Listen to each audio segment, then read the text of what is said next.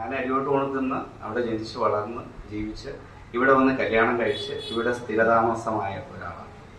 പിന്നെ ഞാൻ ആദ്യത്തെ പുസ്തകം എഴുതുമ്പോൾ കുട്ടിക്കാലം തൊട്ടുള്ള ഒരു ആഗ്രഹമായിരുന്നു എന്റെ എന്തെങ്കിലുമൊക്കെ ചെയ്യണമെങ്കിൽ എന്റെ നാട്ടിൽ തന്നെ ചെയ്യണം. അപ്പോൾ വലുതായിട്ടൊന്നും ചെയ്യാൻ കഴിഞ്ഞില്ല, പുസ്തകം എഴുതാനാണ് കഴിഞ്ഞത്.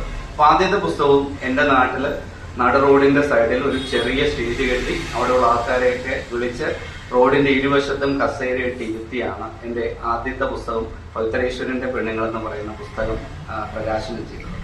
രണ്ടാമത്തെ പുസ്തകം എന്റെ നാടിന് വേണ്ടി എന്തെങ്കിലും ചെയ്യണമെന്ന് ഒരുപാട് വർഷമായിട്ട് ഞാൻ കൊണ്ടു നടന്ന 8 വയസ്സുള്ളപ്പോൾ ഞാൻ ചുമക്കാൻ തുടങ്ങിയ ഒരു ഭാരത്തിന്റെ ചിന്തയുടെ ആകത്തുകയാണ് ഈ പുസ്തകം.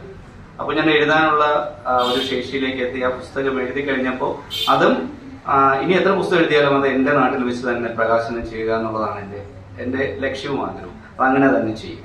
രണ്ടാമത്തെ പുസ്തകം എഴുതി കഴിഞ്ഞപ്പോൾ അത് പ്രകാശനം ചെയ്യുന്നു എന്ന് പറഞ്ഞപ്പോൾ അരിയോട്ടുകോണം പ്രസിഡന്റ്സ് അസോസിയേഷനും എന്റെ ചേട്ടൻ്റെ ഇവിടെ ഇരിപ്പുണ്ട് വിജയന് ടീച്ചർ, അവിടുത്തെ നാട്ടുകാരെല്ലാം ചേർന്നിട്ട് രാജശ്രീ കൺവെൻഷൻ സെന്ററിൽ വെച്ചിട്ട് എന്റെ പുസ്തകം പ്രകാശനം ചെയ്തു. ഞാൻ ഒരിക്കലും സ്വപ്നം കണ്ട കാര്യമല്ല.